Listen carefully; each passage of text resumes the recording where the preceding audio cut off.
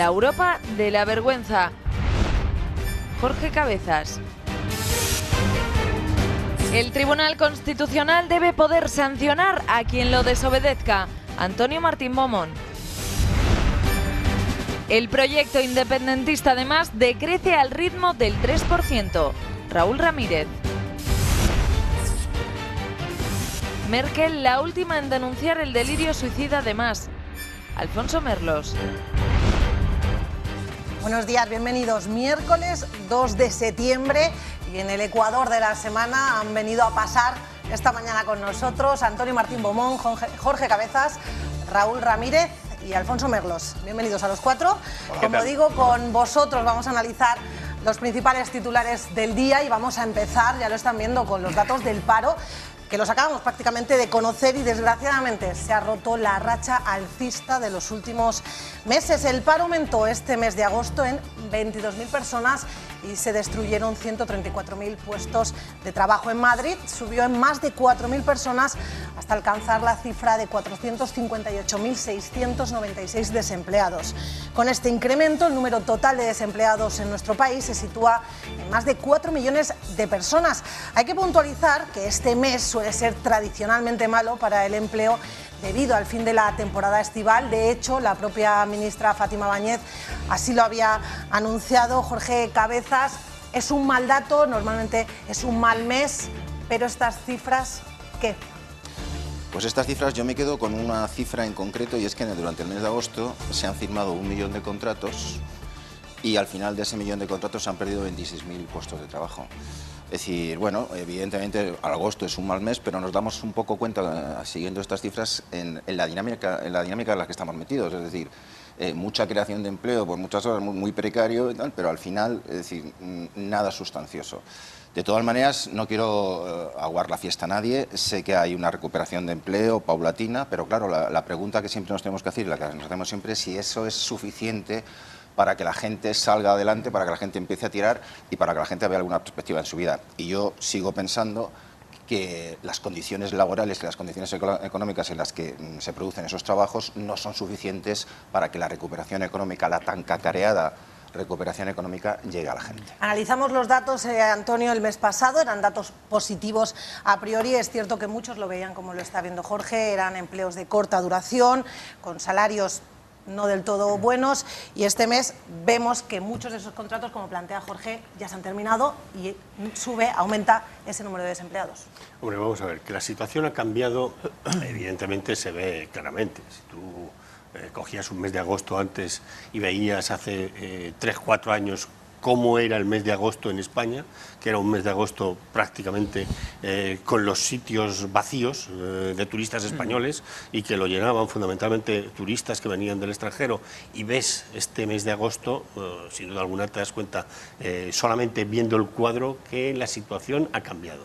El auténtico problema es que esta crisis se ha llevado 5 millones de puestos de trabajo, y entonces en España hay una realidad, hay dos realidades ahora mismo del trabajo. Es decir, el que no ha perdido su puesto de trabajo en la crisis, que tiene un trabajo sólido, estable, con un salario en unas condiciones adecuadas, y después nuevos salarios que, después de mucho miedo porque la crisis ha sido muy profunda, los empresarios han dado salarios cortos e incluso con pocas horas, de forma de manera que muchos jóvenes en España, por ejemplo, están trabajando en 3 sitios para ganar 900 euros, los minijobs, ¿no? 300 euros cada uno, que evidentemente es mejor que lo que pasaba hace 2 años, que era que en vez de crearse empleo, lo que se creaba era paro. ¿Y no hay un tercer grupo de personas que no han encontrado trabajo? Bueno, todavía? evidentemente, ahí hay 4 millones de personas que lógicamente están todavía buscando trabajo. Es verdad que hay una economía sumergida también en España que no se puede negar y que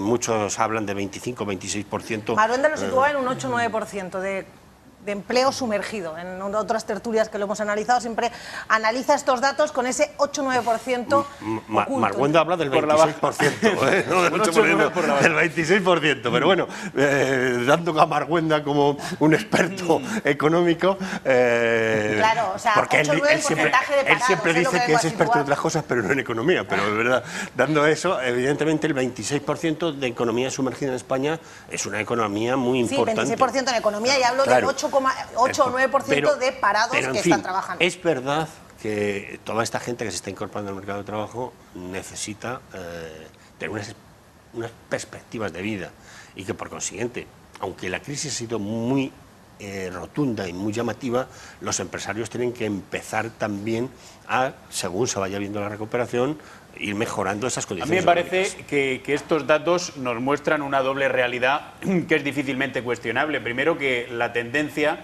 en España es una tendencia de recuperación. Si vemos lo que ha ocurrido en los últimos 12 meses, lo que ha ocurrido es que tenemos casi 400.000 parados menos. Por lo tanto, esos datos están ahí. Los meses de agosto son malos y, a pesar de que, como hemos visto, en las terrazas, en los hoteles, en los bares, en los restaurantes, en las pequeñas tiendas haya repuntado lo que es el propio consumo nacional, pero, sin embargo, esto es insuficiente. Es decir, hay una tendencia de recuperación. La otra realidad, que 4 millones de parados en un país como España y en una democracia avanzada y asentada y en pleno corazón de Europa, pues todavía es un drama y es una losa sobre la que hay que trabajar.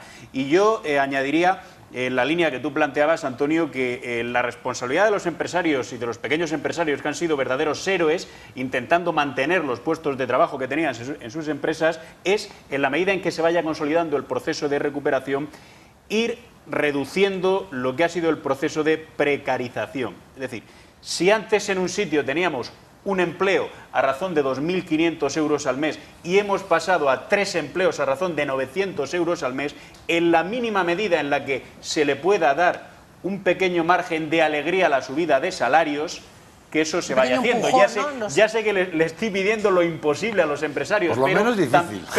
pero también tienen una pequeña parte de responsabilidad.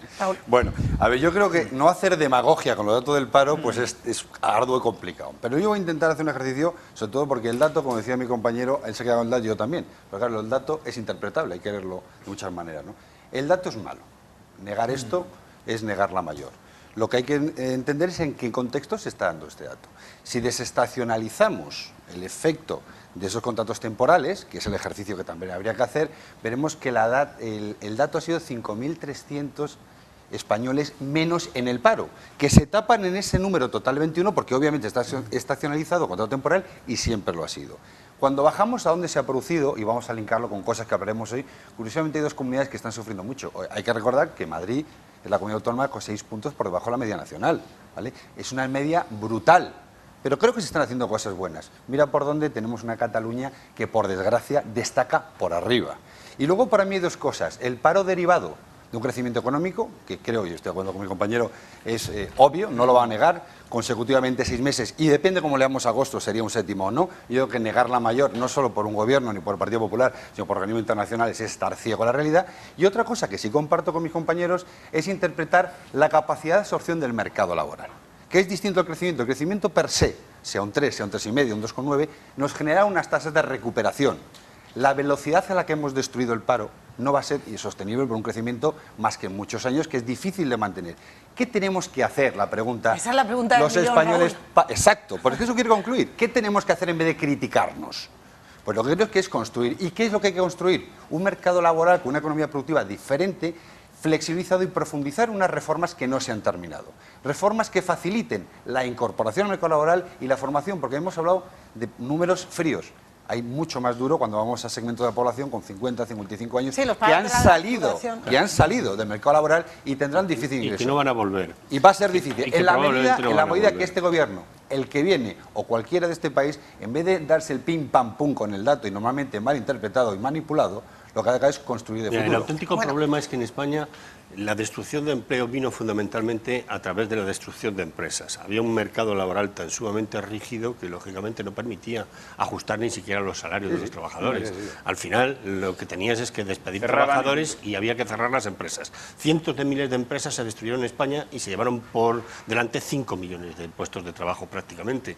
La reforma laboral lo que hizo fue flexibilizar las empresas, pero es verdad, esa flexibilización de empresas hizo lo que decía Merlos, que empleos de 2.500 euros se convertían en 3 de 1.000 euros, ¿no?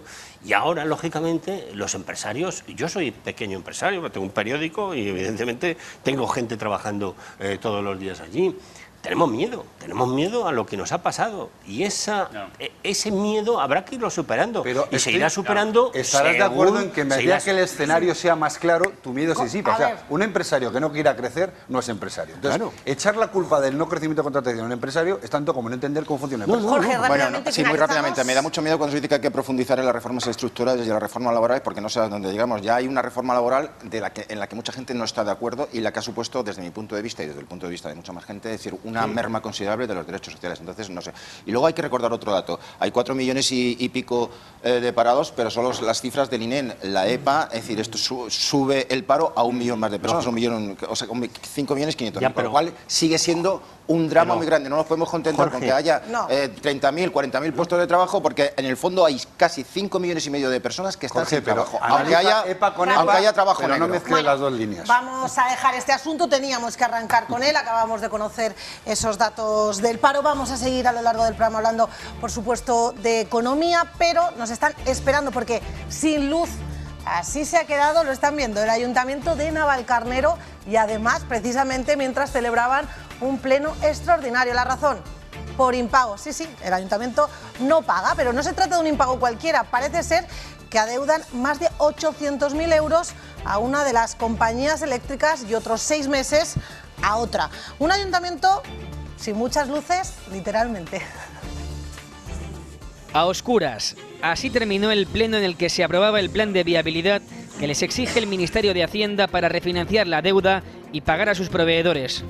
Iberdrola ha cortado el suministro eléctrico de Navalcarnero después de 2 años de impagos y un enganche ilegal a la red. Bajo ningún concepto íbamos a engancharnos ilegalmente a la luz, queremos hacer las cosas bien desde el principio y queremos formalizar los contratos como debe ser, con todas las de la ley. Sin ordenadores, sin ascensor, sin centralita telefónica y funcionando con generadores de emergencia. 800.000 euros debe el Ayuntamiento de Navalcarnero a Iberdrola y 190.000 a Unión Fenosa. Cortaban y por mandato del alcalde anterior o tal, desprecintaban y conectaban otra vez. Era Vox Populi, sabía todo el pueblo. El Grupo Popular en el Ayuntamiento, del que fue expulsado el anterior alcalde, ha pedido información sobre la deuda. ¿Durante cuánto tiempo nos ha pagado? ¿A quién iban dirigidas esas facturas? Que desconocemos en este momento a quién iban dirigidas, porque tendrá que haber responsabilidades. Y si durante estos 3 meses del actual gobierno también saber si se han pagado o no las facturas. El corte de luz ha afectado también al centro de mayores, la policía, la piscina municipal, el teatro y los colegios a tan solo una semana de su inicio. Veíamos esa imagen, bueno, estamos viendo, lo están viendo ustedes, imagen en directo desde Navalcarnero. Él es, aunque no lo parezca, mi compañero Jero Moreno. Yo te iba a decir que se ha dado un primer paso para solucionar el problema, pero con lo negro que te veo, parece que es un primer paso todavía insuficiente. Y ojo, Noelia, que esto no es moreno de la piel, que ya se me ha quitado el verano, así que esto es negro porque no hay luz. Fíjate, Noelia, tenemos aquí los ordenadores completamente apagados. No funcionan, damos aquí las teclas y no funciona. Tampoco los teléfonos. De hecho, para llamar esta mañana al Ayuntamiento de Navalcarnero no hemos podido porque no tienen teléfono, tienen centralita telefónica con la que atender a los ciudadanos que se acercan hasta este lugar. Y dirán ustedes, ¿por qué vemos a Jero a pesar de que no hay luz? Pues es por la luz que tiene la cámara de mi compañero Edu, que vamos a pedirle que la apague un momento. Así es como se vería a oscuras este ayuntamiento, de no ser por esta luz que tenemos en la cámara. Vamos a encenderla, por supuesto, porque si no me tenéis que intuir. Estamos con el primer teniente de alcalde, Juan Luis Juárez. Buenos días. Hola, buenos días. La última hora, Juan Luis, es que puede que se vea la luz, más o menos, nunca mejor dicho, ¿no? Pues sí, va a ser de una forma inminente porque esta mañana ya hemos oficializado los últimos trámites que requerían el que se pudiera dar luz al ayuntamiento. Hemos hecho los contratos, ayer se efectuaron la parte del pago que requería la empresa. Y 60.000 euros, ¿no? 60.000 euros, efectivamente. Y el resto se va a pagar en 24 meses, Juan Luis. Se ha establecido un plan de pagos a 24 meses. Ayer hicimos un pleno extraordinario porque había que habilitar un reconocimiento de esa deuda con Iberdrola. Jero. Y ya está todo hecho y estamos a la espera.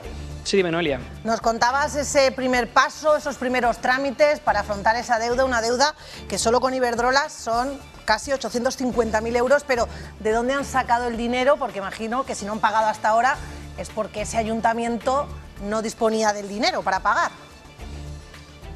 Sí, la verdad, Noelia, que la situación económica del Ayuntamiento de Navalcarnero es muy complicada. Me pregunta Noelia, la presentadora, que de dónde se ha sacado el dinero para poder hacer ese primer pago que pedía la empresa. Bueno, el Ayuntamiento tiene consignación presupuestaria. Evidentemente arrastramos una ruina económica heredada del anterior equipo de gobierno del Partido Popular y eso no quiere decir que el Ayuntamiento no tenga una consignación, evidentemente. Tenemos una deuda de más de 200 millones de euros cuantificada, pero lógicamente existen partidas que están consignadas y de esa partida que está consignada es donde va a salir ese dinero. Básicamente rascando de aquí a allí un poco, ¿no, Juan Luis? No, evidentemente, claro. Ahora durante este periodo se ha efectuado el primer cobro de la parte del IBI que corresponde, ha habido una serie de ingresos y lógicamente existe consignación que legalmente posibilita que se efectúen esos pagos. Sí, dime, Noelia. Jero Moreno, Alfonso Merlos quiere formular una pregunta, imagino que al primer teniente de alcalde. Merlos. Sí, es una pregunta para el teniente de alcalde. Claro, vemos que hay un alcalde, el señor Santos, que lo ha sido durante varias legislaturas y ha dejado un municipio como Navalcarnero en quiebra total, que ha hecho rotondas innecesarias, que ha levantado esculturas faraónicas también innecesarias, que hace unas cuevas en las que se gasta una morterada de millones de euros, encima sin licencia y encima le provoca grietas a las casas de los vecinos. La pregunta es, ¿estamos ante un alcalde que ha sido un pésimo gestor o ante un corrupto que ha podido hacer delitos continuados de prevaricación? Me pregunta Alfonso Merlos, después de la gestión del anterior alcalde, de ese derroche que ha habido pues, en las cuevas, por ejemplo, que han provocado incluso grietas a los vecinos, que si estamos ante un pésimo gestor o una persona que ha cometido delitos de corrupción. Evidentemente, lo que ha sucedido en este pueblo ha sido una gestión delictiva. Hay interpuestas 3 querellas por parte del Grupo Socialista, está imputado en 3 procedimientos penales, uno ya con apertura de juicio oral y por delitos muy graves, fraude, malversación. Estamos hablando ante una gestión delictiva. Es un mal gestor porque lógicamente hablamos de un agujero que supera los 200 millones de euros, pero a su vez fundamentado en la comisión de hechos delictivos. Lo está diciendo ya varios juzgados de Navalcarnero. La última pregunta que quiero hacerle, Juan Luis, es, se ha dado el primer paso para resolver el tema de la luz. ¿Cuándo se prevé que puedan tener los vecinos luz en el centro de día, en las piscinas, la policía municipal también? Pues sí, aparte del ayuntamiento ha habido una serie de centros municipales donde se ha cortado la luz. Nos han dicho que a lo largo de la mañana de hoy que vendría el operario para conectar los fusibles que desconectaron ayer. O sea que en la mañana de hoy probablemente, seguramente tendremos luz. Yo tenía esperanza, Noelia, de que durante el directo viniese la luz, pero no ha sido así. Así que vamos a esperarnos aquí hasta el momento que llegue la luz para poder contárselos.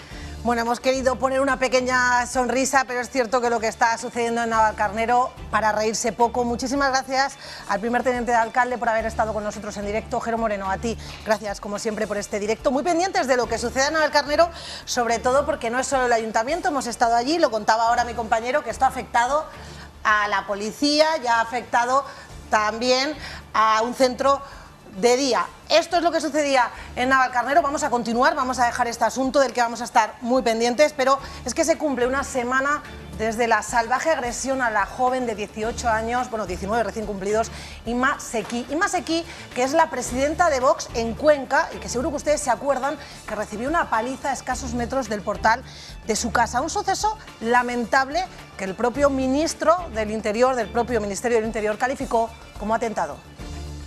Es un ataque político, es un ataque por mi ideología, es un ataque por representar a Vox en Cuenca y por defender esas ideas que nadie más se atreve a defender. Múltiples contusiones, moratones por todo el cuerpo y unos dolores inaguantables que no la dejan dormir. Este es el parte médico de Inma Seguí, líder de Vox Cuenca, la joven de 19 años que recibió una brutal paliza al grito de fascista. Estos 3 individuos me asaltaron por la espalda, recibí una patada en la espalda que me tumbó en el suelo. Comenzó una lluvia de golpes y el primero en el pómulo, uno de ellos me cogió del cuello y no podía respirar, perdí la consciencia y me desperté en el hospital. Ha pasado una semana y todavía tiene fuertes dolores en las costillas.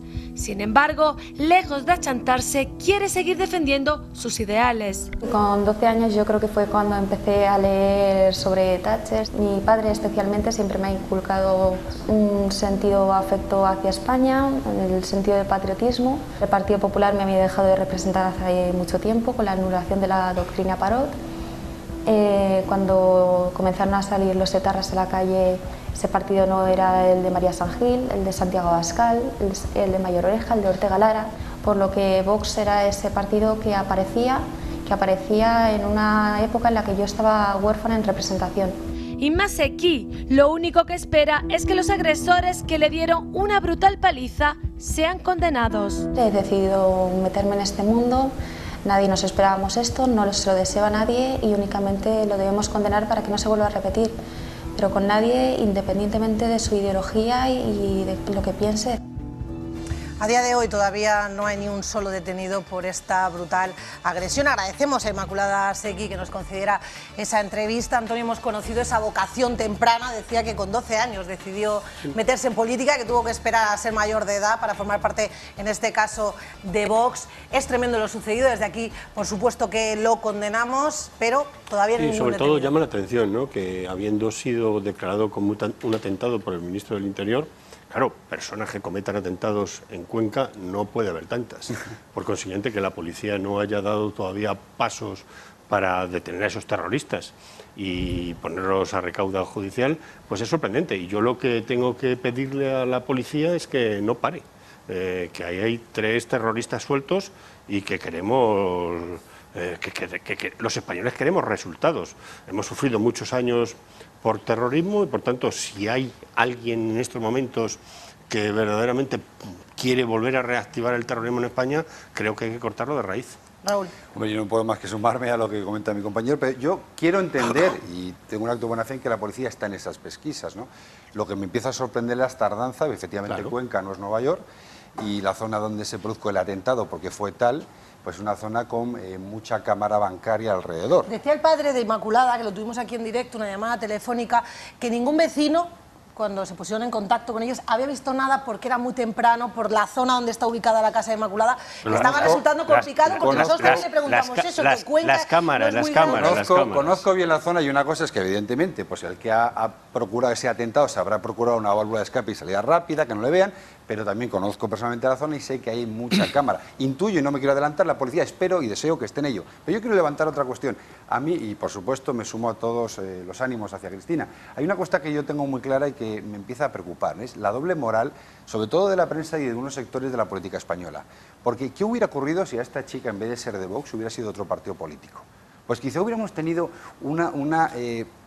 por supuesto, por parte de algunos una condena absoluta, independiente de dónde venga, pero he visto cierta tibieza, en muchos casos donde ni siquiera se produce la palabra agresión, ¿no? Ese golpe, ese incidente. Vamos a ver, señores y hablando muy claros, de Ahora Podemos y de algunas plataformas, esto no es un incidente, esto es un atentado y sobre todo desecrable porque es totalmente indefensa como la mayoría. ¿Dónde has visto esa tibieza? Exactamente, ¿qué sector del partido político? Pues mire, me imagino que en parte de la izquierda radical española no es capaz de condenar la actitud, simplemente hablan de un incidente. Y esto no es un incidente. Hombre, es así, y te puedo poner las declaraciones.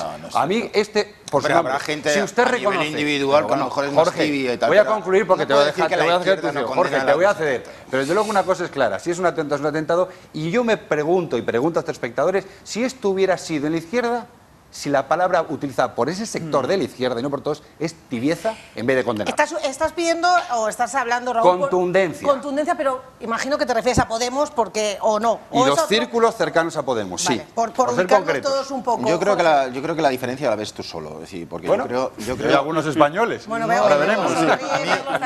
Sí, la ves tú solo y los de tu cuerda. De mi cuerda, los sectarios, claro. No, te quiero decir que yo es que pienso como has insultado a veces, igual hay una tercera. Hay una cosa buena en este país. Y es que la izquierda ha los que condenamos los atentados somos ideológicos. Años ya remotos, es decir, toda manifestación de terrorismo, y se sumó al terrorismo en los años de la democracia, de inicios de la democracia. Incluso te quiero recordar que incluso la propia izquierda En fin, fue más allá de la condena del terrorismo. Es decir, no, pero en este caso yo no hablo de elementos históricos. Te quiero hablo decir de este que caso, hay una condena radical. Ahora, lo que alguna izquierda se bueno, hombre, claro, como hay individuos que se alegran de que haya agresiones fascistas y como... La izquierda Berchale, la izquierda marxista-leninista del País Vasco ha matado 800 personas en España. Por tanto, no toda la izquierda ha condenado el terrorismo. Estamos hablando... Vamos a centrarnos en este caso de lo sucedido en Cuenca. Que la defensa sea la izquierda radical. De cierta tibieza, Jorge. No he visto cierta tibieza. Yo creo que se condena todo tipo de atentados, y sobre todo cuando son atentados ideológicos y atentados contra... Ahora, también es cierto, es decir, que hay que dejar trabajar a la policía, ver la naturaleza de toda esta agresión. Es decir, hay puntos que no quedan claros. Efectivamente, a mí no me queda nada claro que después de tantos días la policía no haya sido capaz de detener a un sospechoso. Tampoco es lógico, es decir, la naturaleza de la agresión a una chica de 18 años, es decir, que en principio no ha dado tiempo a hacer ninguna maldad, entre comillas. Es que aunque hubiera tenido 70, que veo puntos... que veo puntos extraños que yo creo que va a completar la investigación policial. Entonces, como la policía está trabajando sobre el caso, a lo mejor, es decir, las primeras palabras del ministro de Interior también fueron un poco gruesas. A lo mejor hay que rebajar la categoría de atentado a otro tipo de cosas. Pero de cualquier manera, vamos a dejar trabajar a la policía. Cuando califica una agresión, cuando califica un ataque en caliente, a priori, de atentado, no lo hace hablando porque sí, lo hace hablando porque hay una serie de elementos, de indicios o de pruebas que tiene la policía y que hacen pensar que el origen de ese ataque tenía que ver con la ideología, con la política, que era una agresión cuya motivación era la política y la ideología. En unas discusiones sobre en la extrema izquierda en Cuenca. Sí, y el matiz es la organización de la agresión. Dicho lo cual, yo no me voy a ir a la idea de si la izquierda condena o no. Yo voy a hablar de personas concretas con nombres y apellidos. Y estoy hablando de Pablo Iglesias. Pablo Iglesias no es que haya sido tibio, es que ha guardado silencio en relación a este atentado. Y claro, que un señor como Pablo Iglesias, que es un personaje que ha generado un verdadero terremoto político-social en este país, nos dijese en su momento: los jóvenes tienen que implicarse en política, hay que crear nuevos partidos políticos. Aquí aparece una joven que se implica en política, en un nuevo partido político como es Vox. Bueno, hubo un comunicado oficial de Vox y a título particular, el caso de Echenique, por ejemplo, sí se ha condenado. Sí. Pero que alguien que ha estado animando a los españoles a que se impliquen en política, a los jóvenes, a que funden nuevos partidos en esta dirección con Pablo Iglesias, y que cuando hay un atentado guarde el más absoluto silencio, dice bastante precisamente sobre la catadura moral, no de la izquierda, de este personaje. Hablo de este personaje. Pero si lo quieres sacar, sácalo. Pero no, esto es así. Cada uno queda retratado por sus hechos y por sus palabras. Y ahí está Pablo Iglesias. Antonio, yo no hablo de la izquierda. Si Pablo Iglesias hubiera condenado este atentado, que es lo que en este caso estabais demandando los dos, ¿no crees que algunas voces también hubieran criticado, hubieran dicho que por esos mensajes más radicales por parte de Podemos era incongruente? ¿No se le hubiera criticado también eso a Pablo Iglesias en este caso? ¿Se le hubiera criticado, hubiera hecho lo que hubiera hecho? Te pregunto. Yo creo que, mira, yo he tenido muchos debates con Pablo Iglesias y he tenido algunos debates cuando ha habido manifestaciones en las que una izquierda radical se ha comportado con violencia e incluso que han resultado heridos policías. Pablo Iglesias jamás ha condenado eso en esos debates, jamás. Han dado dando vueltas, pero jamás ha condenado eso. Yo he visto un vídeo de YouTube de Pablo Iglesias en el que justifica el uso de las armas por parte de los ciudadanos para evitar que la democracia sea desmesurada con el ciudadano. La izquierda radical tiene un problema en España. Lo tiene desde hace mucho tiempo, y es el que no ha comprendido todavía que en democracia la violencia no puede ser utilizada para obtener ningún fin. Y menos en política. Claro. Y por consiguiente, entonces, ese es su salto que tiene que dar. Y evidentemente un partido como el de Pablo Iglesias, donde conozco a muchos dirigentes y estoy convencido que son personas que creen que la violencia no puede ser utilizada, pues Pablo Iglesias ha utilizado en muchos casos una tibieza con este asunto de la violencia que no es bueno. Pero ¿qué fin se podía buscar en atacar? Lo decíamos antes, pues 19 años, la más joven representante en este caso de Vox, esta vez en Cuenca, sorprende sobre todo lo joven que es, las ideas tan claras que tiene y cómo las defiende, pero ¿qué fin se podría pretender en este caso con una agresión física? Los atentados básicamente, amedrentar, como se dice vulgarmente, callar la boca y asustar al electorado. Otra cosa, y fíjate porque, mira, yo entiendo la defensa numantina, pero para mí pierde lógica cuando carece de sentido. En este caso hay una obviedad. insisto, no culpo, porque no puedo demostrar ni sé quién ha sido el causante de la agresión. Claro. Lo que estoy intentando demostrar es que ese sector, mi compañero ha puesto nombre y apellidos, lo que tú no puedes es ensalzar, provocar, porque luego esa violencia verbal utilizada puede ser malinterpretada y pudiera generar en estos casos. Para mí déjame que te diga lo que yo llamo. Hombre, te lo voy a decir. Para mí la responsabilidad de él está en la incontinencia verbal, la agresividad verbal y sobre todo la falta de gallardía por no condenar lo que todo el mundo sabe que es un atentado, porque aparte de todo, cuando hay medios organizados se califica de atentado. Yo no sé de dónde saquéis esto de la violencia, pero yo creo que ha habido... Perdona, vamos a las barricadas, acabemos con todo... Ha habido muchas manifestaciones de Podemos en Madrid, por ejemplo, y no creo que haya habido ningún tipo de violencia. Y si ha habido violencia de grupos radicales y tal, ¿no? Han sido convenientemente separados, convenientemente distanciados, y nadie se ha rogado que esa violencia perteneciera a la manifestación. Yo lo único que he visto cuando ha salido Podemos y la que vosotros decís la izquierda radical a la calle,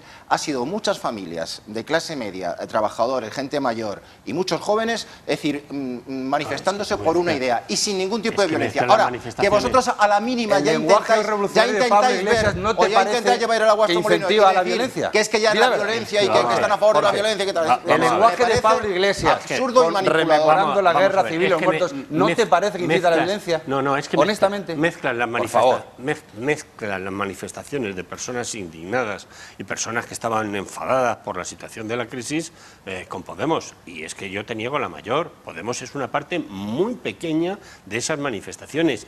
Y es cierto que antes del surgimiento de Podemos, fundamentalmente en las elecciones europeas, las manifestaciones eran mucho más violentas. Cuando la izquierda radical llega a las instituciones, evidentemente interpreta que tiene que hacer otra fórmula de oposición y cambia mucho.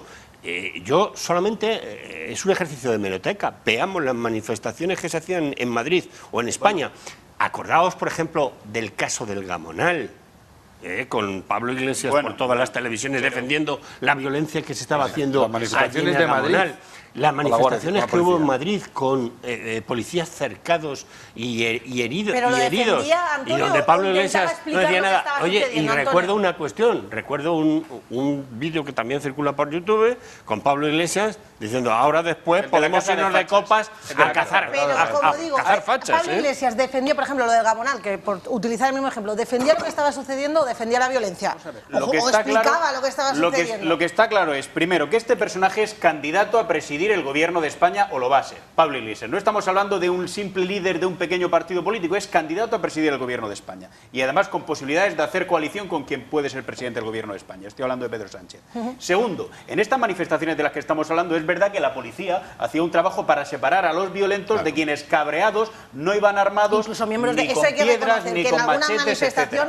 Personas que estaban en esa manifestación intentaban aislar y llamaban la atención para aislar y que no se mezclaran los violentos con gente que quería defender libremente una opinión en una manifestación. Al César lo que efectivamente fue. Ahora, la pregunta que yo te hago, Noelia, respondiéndote a la que tú formulabas es ¿en cuántas ocasiones hemos visto y hemos escuchado a Pablo Iglesias defender a las fuerzas de seguridad del Estado de las agresiones de los violentos? ¿En cuántas? ¿Me dejas que te diga una cosa? ¿Me dejas que te diga una cosa? ¿Por qué? Pues no, déjame que termine. No, pero ahora déjame que te ¿Por qué no lo ha hecho? ¿Por qué no ha defendido a la policía? Porque él, en efecto, cree que hay un punto de legitimidad que tiene la sociedad civil para armarse, aunque sea con piedras, y para enfrentarse a lo que él considera un poder ilegítimo y represivo. Te voy a arruinar ese argumento, te voy a arruinar ese argumento cuando voy a concluir. Y sencillamente Pablo Iglesias tiene que entender que esto en democracia no cabe. En Venezuela, por ejemplo, cabe que la policía dispare contra civiles. Pero hay cosas que en una democracia no caben. Y es lo que Pablo Iglesias no entiende. Venezuela ya está en el olvido, eso no ha dado fruto. O sea, ¿qué tal? Ahora te voy a decir una cosa. Pero ha dado dinero, y mucho a ellos, y muy bien.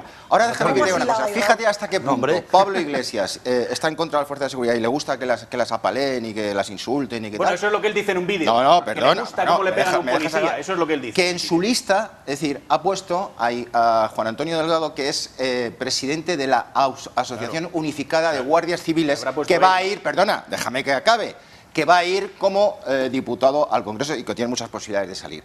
Resulta que la Asociación Unificada de Guardias Civiles, es decir, agrupa a casi el 50% de la plantilla de la Guardia Civil, es decir, que detrás de la UGC está prácticamente toda la Guardia Civil. Entonces, mi pregunta es, ¿cómo es posible que un personaje como Pablo Iglesias, tan malo con las fuerzas de seguridad, haya podido contratar, entre comillas, a Delgado y encima Jorge, que se lleve el 50% de la Guardia Civil? Gobierno. ¿Qué pasa, que la Guardia Civil, también es de Podemos o cómo? No, es fácil. Mira, es muy fácil responder a Tu eso. conclusión es que claramente la Guardia Civil y la policía es de Podemos. Hombre, vamos a emplear argumentos serios. ¿Cómo va a ser una persona representativa, sus ideas, su posición ideológica, la de este Guardia Civil del que hablas, del conjunto de fuerzas y cuerpos de seguridad del Estado? Pero mira, perdona, esa persona representa los intereses y el cabreo y el mosqueo de muchos guardias civiles que están ahí jugándose el tipo. Jorge, la izquierda... Y lo que te quiero decir es que cuando se hace un acercamiento de Podemos a la Guardia Civil, será por algo, no será porque odia, no será porque Podemos y Pablo Iglesias odia a la Guardia Civil, no será por eso, será porque al contrario, la quieren atraer hacia sí mismos. Aparte de defender numantinamente el indefendible... No, pues los tuyos son contraargumentos. Aparte de defender... Raúl y Antonio. Bueno, por no aludir a Jorge, pues no saldremos del círculo. Hombre, a mí ya, de verdad, es un claro ejemplo de la postura en España de lo que es cierto segmento de la izquierda. Defender todo con piedras y corderos, aunque no tenga ni lógica el punto de defensa. Pues ¿cómo no van a dotarse de legitimidad a medida que se ven cerca de los órganos de gobierno? Pues ¿cómo no van? Pero el problema es que son esclavos de sus palabras. El problema que tiene, una cosa es Podemos, pero fíjate cómo dentro de Podemos hay vertientes. Cómo Echenique ha sido valiente. Ha condenado, ha utilizado las palabras. ¿Y no te parece suficiente Echenique? No, pero efectivamente son las dos corrientes dentro de corrientes. Llegas a Pablo Iglesias y es un hombre que el futuro le va a esclavizar la incontinencia verbal que ha tenido ante tantos años. Ha generado violencia. Y si ahora quieres cubrirte de un halo de democracia participativa, porque ves cerca y necesitas tu legitimidad para estar en las instituciones, fenomenal. Pero a mí y a muchos españoles, incluidos la Guardia Civil, no les engaña. Es que la izquierda... Hombre, sí, pero no 24... hay muchos vídeos, eso es cierto que los hemos visto.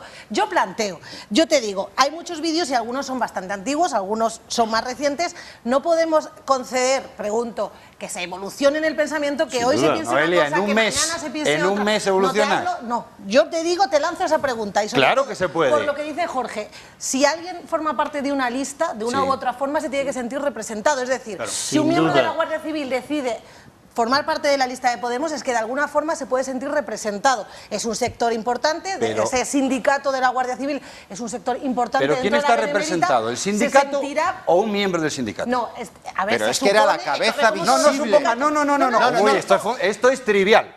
O sea, no está representado el sindicato, está representado un miembro significativo de ese sindicato. Y ese señor, perdona que voy a contestar la pregunta, si me dejas, parece que está dirigiendo todo el debate. Vamos a ver, una cosa es que en una lista, ¿vale?, haya una persona que pertenezca a una organización, en este caso un sindicato policial, pero está a título particular, no representa oficialmente el sindicato, porque ese sindicato hay corrientes que en un caso comulgan. Pero escúchame, Raúl, en un partido político hay corrientes, si nos queremos centrar en Podemos, nos centramos en Podemos. O sea, hay diferentes corrientes, en ese caso todos entendemos que Pablo Iglesias representa un partido igual que Pedro Sánchez. Pero este señor en las listas de Pablo Iglesias no representa ni al sindicato ni a la policía. Pero el Guardia Civil. Y habrá bomberos, y no porque tengas un bombero, bomberos de España. Podemos, por favor, sentido común. No, Jorge, devolvemos. Podemos es un partido muy amplio, hay muchas personas. Yo ya decía antes que evidentemente en Podemos no habrá mucha gente que está en contra de la utilización política, de la violencia en política. Yo he hablado de la izquierda radical. Y Pablo Iglesias es un hombre que viene de la izquierda radical. Y la izquierda radical ha mantenido durante todos estos años, porque no ha entendido que la transición precisamente fue esto en España, ha mantenido el que en unos momentos se puede utilizar la violencia para conseguir fines políticos y en otros momentos se utiliza la política. Y la izquierda radical que representa a Pablo Iglesias en estos momentos está sentada en las instituciones y está haciendo política. Pero bueno, también podría hacer lo que decía en el vídeo, salgamos a cazar fachas. Y una pregunta, y te la doy a ti, Merlos.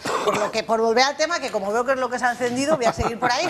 Decía Jorge, si tú, Alfonso, en este caso, fuera Guardia Civil, claro, y tú consideraras que el líder de Podemos es una persona que no defiende a la Guardia Civil, a la Policía Nacional o a quien sea, ¿formarías parte de esa lista? Ya como persona individual, claro, no como representante de nada. ¿Tú formarías parte de esa lista o porque consideras que de alguna forma ese partido no va en contra de tus propios intereses? Es obvio que este señor, este agente del que estamos hablando, de este sindicato de la Guardia Civil, se siente representado por el proyecto político de Podemos. Es verdad, este agente de la Guardia Civil. Es que hay 83.000 agentes de la Guardia Civil en España. Hay 83.000 agentes. Entonces, yo, Jorge, te digo cariñosamente que creo que has sido abducido por el pensamiento podemita. No, porque Jorge, y aquí voy a lanzar yo, bien, Jorge ha sido muy crítico con Podemos. Pero que es el pensamiento... ¿Qué es el pensamiento? Bien, pero, Jorge, ¿qué es el pensamiento que dice nosotros representamos a la mayoría? Bueno, ¿y usted por qué representa a la mayoría? ¿Porque se lo dice a sí mismo y se lo cree? Pero como los partidos políticos también representan a la mayoría de los votantes cuando están en el poder. Claro, lo que ocurre, Noelia, es que los de Podemos, cuando tienen un 15% de los votos, por ejemplo, en unas elecciones, dicen, la gente está pidiendo el cambio. Y dice, bueno, la gente ha dicho 1 de cada 7 que quiere el cambio. ¿Y qué pasan los otros 6? No, la mayoría quiere el cambio, la mayoría, porque... Y en estas estamos en las mismas, Jorge. La Guardia Civil sintoniza con Podemos. No, perdona. Volvamos al principio. Volvamos al principio que estás dando la vuelta. Tú, al principio, que seguramente habrá más agentes, que es por el argumento que yo te he dicho, tú al principio has dicho que Pablo Iglesias y la izquierda radical insultaba, vejaba, practicaba la violencia lo que he visto, lo que tú has visto contra las fuerzas de seguridad. Tú eres un periodista informado. Perdona, y lo has visto. Tú estabas diciendo, el argumento que estabais manteniendo vosotros es que eran enemigos de las fuerzas de seguridad, que los vejaban. ¿Quién ha dicho eso, Jorge? Eso lo habíais dicho, por eso he sacado a colación ese argumento. Yo he dicho, tú eres un periodista informado, revisa el vídeo en el que Pablo Iglesias se recrea en el momento en el que un manifestante armado patea a un policía, se recrea, le gusta verlo. A mí no me gusta ver el pasado de nadie, y como dice Noelia, evidentemente el pasado es el pasado y ahora estamos donde estamos. Lo que te quiero decir es que hay que ser un poco, yo creo, ciegos y tal, para no reconocer la importancia, porque evidentemente el Guardia Civil, Juan Antonio Delgado, es Guardia Civil y va a título personal a Podemos, pero hay que estar muy ciego para no ver la trascendencia de ese acto, porque evidentemente este señor no es un Guardia Civil a título personal que pasaba por la calle y le ha fichado Pablo Iglesias. ¿Qué estás pidiendo? ¿Que le echen de la Guardia Civil? No, perdona, no, ya le han abierto un expediente.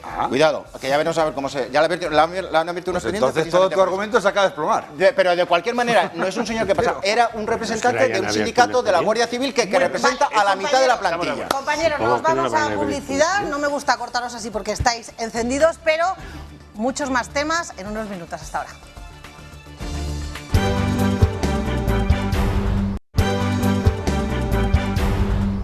Seguimos en Más Madrid cuando es la 1:06. Vamos a hablar de Cataluña, y es que el Partido Popular presentó ayer en el Congreso una proposición de ley de reforma del Tribunal Constitucional. Esta proposición de ley permitiría multar e incluso suspender a funcionarios y gobernantes que no cumplan sus sentencias y resoluciones. ¿Cuál es la finalidad real? Pues parece clara, que está todo pensado para que el caso de que Cataluña se declare de una manera unilateral su independencia, poder frenarlo. Como ha dicho el candidato del Partido Popular a la presidencia de la Generalitat, Xavier García Albiol, la broma ha terminado.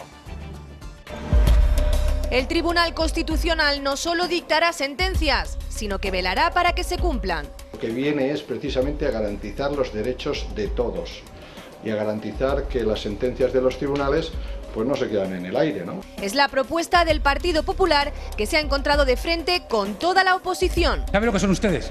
Una máquina de hacer nacionalistas. Ustedes son un gobierno pirómano, que echa gasolina al fuego. Gasolina, por cierto, para los independentistas. Pues parece muy razonable que los partidos que creemos en la Constitución, en la convivencia y el Estado de Derecho, apoyemos este tipo de instrumentos, señoría. Los populares buscan con esta proposición de ley poner contra las cuerdas a Artur Mas y a su desafío independentista y obligarle a cumplir la ley. Es un mensaje muy claro a aquellos que quieren romper Cataluña del resto de España, de que la broma se ha terminado.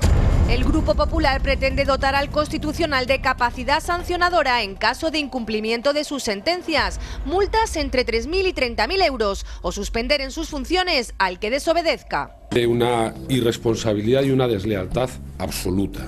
Las amenazas no contribuyen a que ciudadanos de este país se entiendan. Nosotros siempre vamos a apostar por el diálogo. No estamos de acuerdo en las formas. Hace décadas que en Cataluña hacía falta que se cumplieran y se hicieran cumplir las sentencias. El PP y el PSOE nunca lo hicieron, así que yo no confío en Rajoy y en su gobierno para hacer cumplir la ley. La iniciativa será tramitada como procedimiento de urgencia en la Cámara, por lo que quedará aprobada antes de que termine la legislatura. ¿Es la herramienta adecuada o el Gobierno descarga toda la responsabilidad en los jueces? Esa es la pregunta. Para muchos se trata de una medida tardía. Para la oposición, ya lo habéis visto, ha sido muy criticada esta decisión del Partido Popular. Enseguida vamos a analizar las palabras de la oposición, pero Raúl, vamos a quedarnos con el paso al frente que ha dado el Partido Popular en este caso. Todos los periódicos hoy han titulado el Tribunal Constitucional, porque nos hemos centrado en Cataluña, podría inhabilitar y suspender a Artur Mas si incumple sus sentencias, que esta ley, a fin de cuentas, va para eso.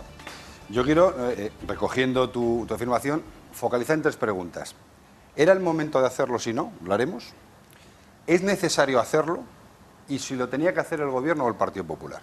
Y todo va con la siguiente intención. Hombre, yo creo, y eso lo iremos viendo, que la necesidad es evidente. Esto no es la culpa de que el señor Mariano Rajoy pasa a la ofensiva, como he leído en algún titular, ¿no?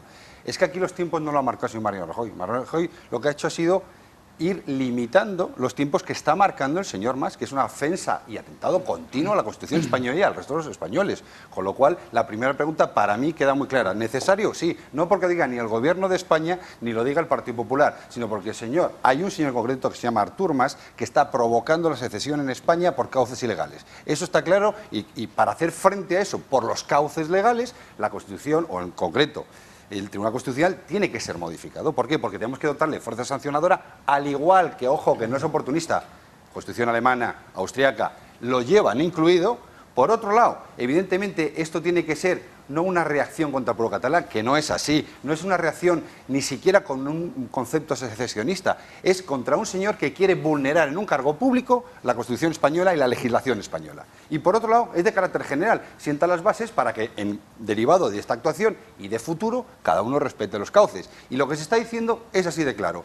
La diferencia en que te lo haga el Gobierno y el Partido Popular, pues es muy claro. El Gobierno es el Gobierno de todos los españoles y el Partido Popular representa a sus votantes.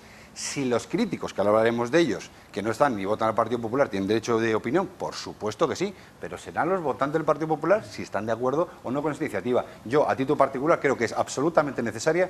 Los tiempos los ha marcado Mas con sus continuos cruces de la línea roja y de naturaleza general.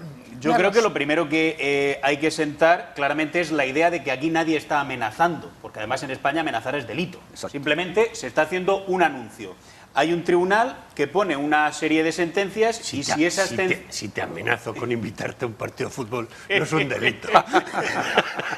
No había pensado en eso, Antonio. No había... Depende de lo sientes. Espero que sea en el Bernabéu, por cierto. No siempre es delito, bueno, amenazar. El presidente te va a invitar al Bernabéu, siento decirte, es lo que tiene. Lo ha intentado.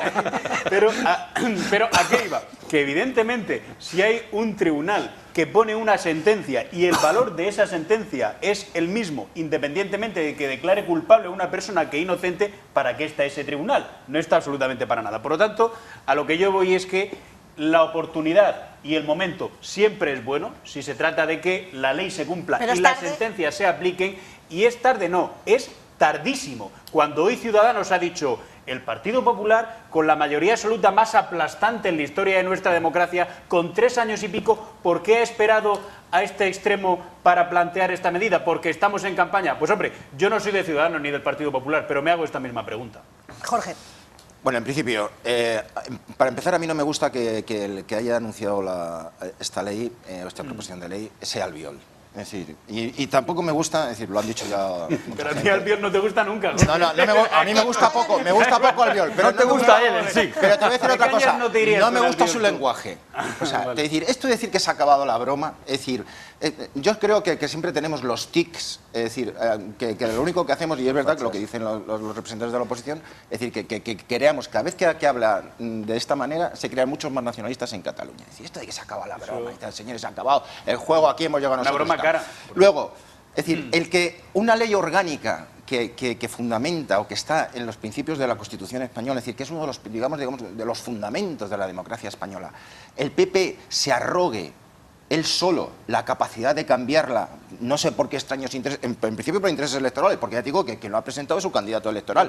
Me parece un disparate, perdona, una ley orgánica de este calibre, lo que tiene que hacerse es buscarse cambiarse por consenso. Pero si que se va a hacer el consenso del Partido Socialista. Podríamos estar... Pero a posteriori, cuando sea, ¿cuándo se va a hacer el consenso? ¿Tú qué te crees? ¿Que el PP solo puede cambiar una ley orgánica? Sí, bueno, de momento la propone él solo. El cambio la propone él. Luego ya veremos a ver lo que... Ahora sí, Jorge. Pero tiene mayoría absoluta. ¿A ti te ha molestado que lo proponga el PP?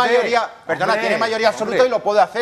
O sea, bueno, pero lo va a tramitar por Congreso y Senado. Vaya manera de democratizar. ¿Pero qué te lo va a tramitar? Y luego, una ley orgánica, una ley orgánica, para cambiar una ley orgánica, lo primero que tendría que haber hecho, o sea, para seguir un poco las pautas democráticas, es pedir un informe, es decir, al Consejo General del Poder Judicial, es decir, al Consejo del Estado, incluso al propio Tribunal Constitucional, y decir, oiga, vamos a hacer esto, ¿qué le parece? Y tal. Y luego, todo esto me parece que se va a pedir, no es el momento. Para acabar, me parece anunciado. que llega tarde, es simplemente para amenazar, para meter miedo y para quitar un problema político que existe, para cargarlo, para cargárselo a los jueces. Es decir, y no asumir las propias responsabilidades políticas y decir, no, ahora nos escudamos en los jueces y que sean los jueces. No, oiga, asuma usted sus problemas políticos. Hablaba Jorge Cabezas del lenguaje utilizado por el candidato del Partido Popular en la Generalitat. Vamos a analizar, os voy a pedir que analicéis el lenguaje utilizado por el líder del Partido Socialista. Desgraciadamente hoy tenemos a un presidente del gobierno que hace mucho tiempo que dejó de ser el presidente de todos los españoles y legisla para la extrema derecha de su partido. El señor Rajoy, que tanto habla de España, que poco la quiere y que mal la defiende. Raúl sonreía escuchando a Pedro Sánchez. Antonio. Bueno, pues estamos en campaña electoral. Entonces, cuando estamos en campaña electoral, pues cada uno hace... Pero legislar para la extrema derecha... Vamos a ver. El Partido Popular, él dice que legisla para la extrema derecha. ¿Y para quién habla? La extrema derecha del Partido Popular. Popular. Para su izquierda, para la izquierda y sobre todo para una izquierda que le está comiendo más extrema, que le está comiendo el electorado y por tanto, pues lógicamente, agitando al adversario, pues mantiene a esa gente dentro de sus urnas, ¿no? De sus votantes. Por tanto, pues, estamos en plena campaña electoral. Pero vamos a ver, hablando del tema del Tribunal Constitucional, volviendo otra vez a esta cuestión, es que me parece que hay cosas que son de auténtico sentido común. Es decir, el Tribunal Constitucional es un órgano que sus sentencias marcan jurisdicción a toda la justicia, a toda la judicatura y a todas las administraciones. Pero que, sin embargo, no dispone de armas para poder hacer efectivas sus sentencias, que es el único órgano. Los órganos judiciales sí disponen de esas armas, pero él no, tendría que recurrir a que el fiscal lleve, etcétera. Y que en un sitio como, por ejemplo, en Cataluña, donde el Tribunal Superior de Justicia de Cataluña lo han elegido los políticos catalanes durante un montón de años, saben que esas decisiones del fiscal no van a ninguna parte, porque el Tribunal Superior de Justicia de Cataluña las arrumba, las paraliza, como ha pasado con el anterior referéndum, que ahí están muriendo el sueño de los justos, las decisiones de la Fiscalía. Bueno, pues qué menos que dotar de armas al Tribunal Constitucional. ¿Que lo hace tarde el gobierno del Partido Popular? Desde luego. Que en estos momentos, con lo que queda de legislatura, la única forma de hacerlo es vía proposición de ley, sí. Porque si hubiera sido una decisión del gobierno, como decía Jorge, hubiera tenido que pedir al Consejo del Poder Judicial, etcétera, informes y no se hubiera llegado. Pero otra cuestión que es de sentido común. Cuando estamos ante el desafío más importante que puede hacer una autoridad que ha sido absolutamente desleal, que es separar a una parte de España, saltándose toda la ley por delante, ¿nos vamos a quedar en pequeñeces de tiempos? Pero si ya está el artículo 155. No, pero el artículo 155... Es que eso es un sucedáneo. Nos vamos a perder en pequeñeces. Vamos a ver, yo veo que en Cataluña hay una lista que se presentan todos juntos, incluso los de Esquerra Republicana de Cataluña, los de Artur Mas, la izquierda, toda la izquierda, incluso mirando para otro lado, cuando se ha visto el mayor latrocinio del 3% que ha convertido Convergencia y Unión con Mas a la cabeza. Todos juntos. ¿Por qué? Porque están por la independencia. Y nosotros estamos discutiendo Claro. En que si es tiempo o no es tiempo de hacer una ley para defendernos. Date cuenta, Antonio, de que ni siquiera Pedro Sánchez se queda en la crítica de los tiempos, que en la crítica de los tiempos podría haber aparecido Pedro Sánchez y decir, efectivamente, hay una amenaza a la unidad de España, hay un Tribunal Constitucional cuyos engranajes podrían funcionar de mejor manera y vamos a hacer el cambio. Pero el Partido Popular está en una cacicada, esto es un atropello, lo está haciendo contrarreloj, esto es una chapuza y hasta me habría parecido una crítica, en fin, que tendría un cierto sentido. Ahora bien, esto de decir, como ha dicho Pedro Sánchez, que el que defiende en España la unidad de España, la convivencia entre españoles, el Estado de Derecho y el imperio de la ley, esto es ser de extrema derecha, pero bueno, ¿pero esto qué es? Que diga esto el líder del Partido Socialista. Sobre todo, Alfonso, con un matiz. Nos lo está contando alguien que tiene una secesión interna en el propio partido donde su sección catalana, el Partido de Catalán, no ha definido la integridad nacional. Por ejemplo. Pero bueno, volviendo al origen. A mí, de verdad, podemos llevar esto a lo absurdo, pero yo, de verdad, me niego. Aquí hay dos cuestiones que son objetivas. Primero, y vuelvo a decir lo mismo, a mí me ha hecho gracia la declaración del señor de Ciudadanos, ¿no? No confío en el señor Rajoy, pero es que la pregunta no es si usted confía en el señor Rajoy. A usted le han preguntado si es extemporáneo y si está de acuerdo con el proyecto.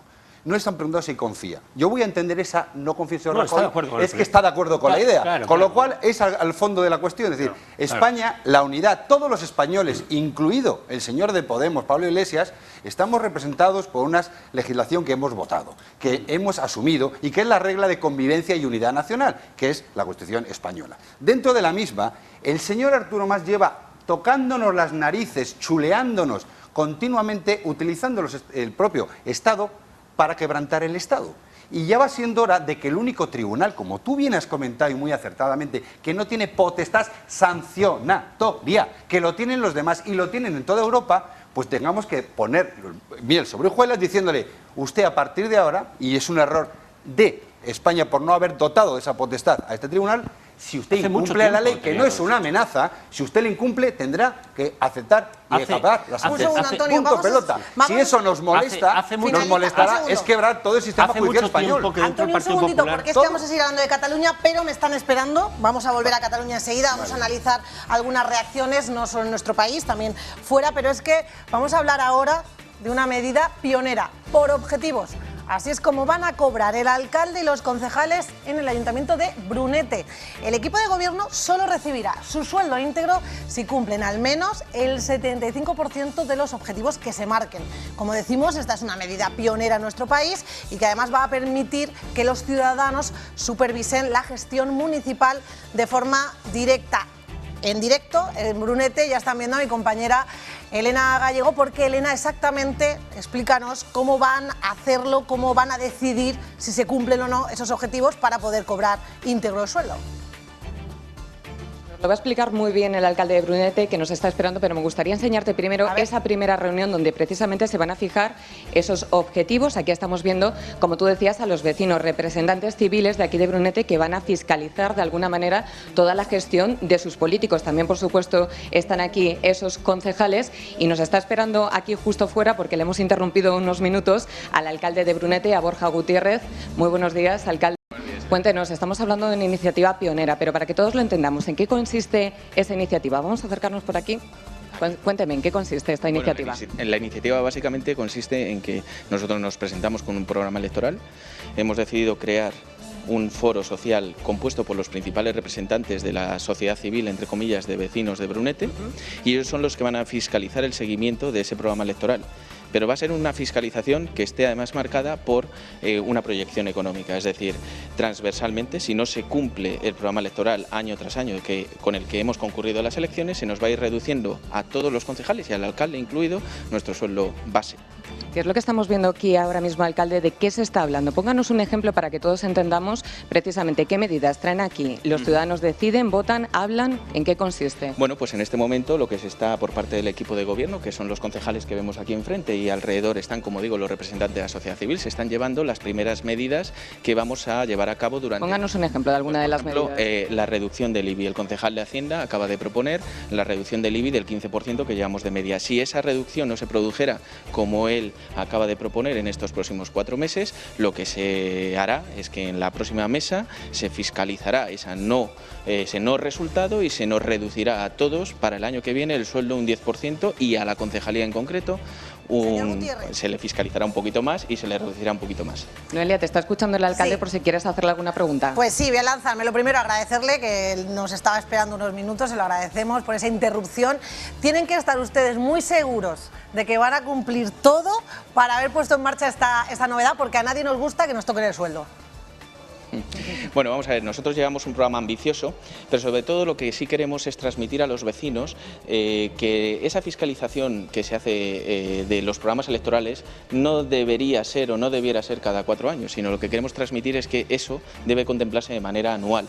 Nosotros sí hemos marcado un punto, que es el 75% del cumplimiento del programa electoral, no porque no trabajemos para el 100% de cumplimiento, sino porque hay una parte que no depende exclusivamente del municipio ni del trabajo municipalista, sino que es exógena y que depende de las administraciones superiores, ¿no? Entonces, por eso hemos marcado el 25% de margen para el no cumplimiento. Señor Gutiérrez. Noelia, a mí me gustaría hacerle una pregunta. Un minuto. Quería hacerle una pregunta al alcalde. Es una pregunta que a veces suena como indiscreción, pero yo creo que aquí está justificada, porque nos gustaría saber cuánto cobra un alcalde, y un concejal. Bueno, pues el alcalde de Brunete cobra 37.800 y algo brutos, no me sé ni el pico, 37.900 euros brutos, está publicado además, y los concejales, dependiendo de la dedicación, pues cobran entre 31.000 euros y 10.000 y 12.000 euros que cobra el que menos, o sea, brutos estoy hablando siempre. Bueno, alcalde, muchas gracias por atendernos, ya sabe, los vecinos de aquí de Brunete van a estar atentos. Dime, Noelia. Que no se vaya todavía, un segundo, van a ser 2 preguntas, señor Gutiérrez, rápida, que es que mis compañeros tienen muchas dudas. Raúl. Yo, buenos días, señor Gutiérrez. En primer lugar, yo dudas no tengo ninguna y con mi mentalidad liberal quiero felicitarle por hacer una iniciativa que ya iba siendo hora que se tome en España. Pero creo que como mucho detractor informado o menos informado podrá intentar meter el dedo en el ojo, teniendo en cuenta cómo están las gestiones de los ayuntamientos en España. Y a mí me gustaría preguntarle a usted, esa mesa social, que es el órgano, digamos, que va a evaluar, o el órgano evaluador de la eficacia o el grado de cumplimiento de esas propuestas, ¿cuál es su órgano de selección, renovación y composición? Porque yo creo que, aparte de una pluralidad y una viveza en la incorporación de personas, creo que al final es el único punto negro o punto que hay que explicar bien para que esos malinterpretados, donde quieren hacer de la función pública ineficaz versus función privada, tengan claro la rigurosidad de esa evaluación. Es una muy buena pregunta y además gracias porque así me permite explicarlo. Vamos a ver, los componentes en estos momentos obviamente los ha elegido el equipo de gobierno, pero son componentes básicos que son representantes de la sociedad civil que no generan ningún tipo de controversia ni son sospechosos de vinculación política. Estoy hablando de directores de colegio, director de instituto, representantes de las AMPA, representantes de las asociaciones, miembros con relevancia en los aspectos culturales y artísticos del municipio de Brunete, pero es más. Iniciando la reunión, lo que he hecho ha sido leer los componentes, cada uno se ha presentado y he dicho que esta reunión va a ser abierta, es orgánica, viva, directa. Es decir, si con el paso del tiempo hay gente que representa realmente la voz de determinados sectores de la sociedad civil de Brunete, aquí están bienvenidos. Y no vamos a poner ningún tipo de traba, en absoluto, las puertas están abiertas. Merlos. Señor alcalde, quería compartir con usted una reflexión mínimamente. Claro, cuando está anunciado este paquete de medidas, un paquete de medidas realmente ambicioso y de regeneración, que son muy innovadoras, uno llega a la conclusión de, bueno, ya sé por qué este alcalde ha tenido el resultado tan bueno que ha tenido en las últimas elecciones, ¿no? Pero quiero poner en valor y subrayar una cosa más. Cuando usted dice, voy a bajar el IBI, dice algo tan importante que es que yo estoy harto de hablar con alcaldes del Partido Popular de la Comunidad de Madrid y además de municipios cercanos al suyo, y esos alcaldes me dicen cuando yo le digo, pero baje el IBI, que la gente está muy cabreada con el IBI tan alto, y el alcalde de turno dice, no, es que no podemos porque está el tramo nacional, es imposible, etcétera. Y ahora resulta que usted sí puede bajar el IBI, que es como una especie de bestia negra dentro de los impuestos municipales. Bueno, desde luego desde el Ayuntamiento de Brunete no es la primera vez que lo hemos hecho. Nosotros la legislatura pasada bajamos el IBI del suelo urbanizable, del suelo perimetral del municipio al 90%, fue un hecho constatable, es decir, no un brindis al sol. Y este año, además, lo que he hecho ha sido para que los vecinos, antes de esta mesa de diálogo social, para que los vecinos no creyeran que era una simple medida electoral, mandé una carta a todo el municipio con la confirmación por parte de Catastro de adecuar los valores del IBI de Brunete Brunete a unos módulos que se adecúan al valor real que hay actualmente de las viviendas del municipio, y además el Ayuntamiento de Brunete todavía tiene un margen para bajar la parte municipalista del impuesto del IBI. Ese es nuestro compromiso electoral, que aquí refrendamos en la mesa y que luego además va a ser fiscalizado por los propios vecinos. Señor Gutiérrez, ya por último y rápidamente, ¿cuándo es la fecha para decidir si han cumplido o no? Vamos a ver, el foro social se ha aprobado hoy, porque ha habido un orden del día de 6 puntos. Se ha aprobado primero la designación de 2 secretarios, que van a ser los que recojan las actas y los que ya convoquen secretarios de la sociedad civil.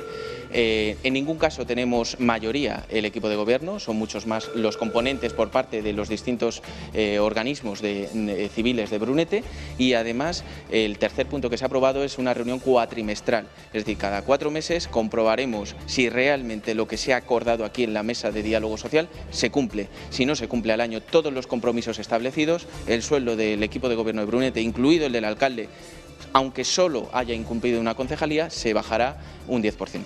Borja Gutiérrez, alcalde de Brunete, en 4 meses vamos a estar allí para que usted nos cuente cómo van estas medidas, si se cumplen o no, y sobre todo para ver cómo van esos sueldos. Gracias, y por supuesto a mi compañera Elena Gallego, que es la que está aguantando el micro y también ha estado un buen rato. Gracias. Dejamos Brunete en directo.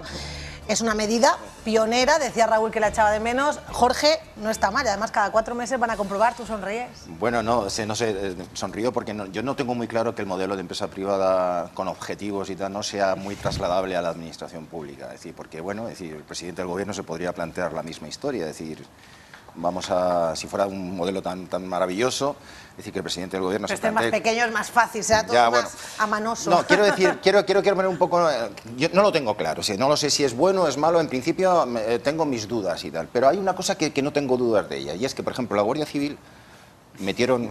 Lo siento por mi Es que yo creo, Alfonso, creo que le han debido poner una multa de tráfico este verano.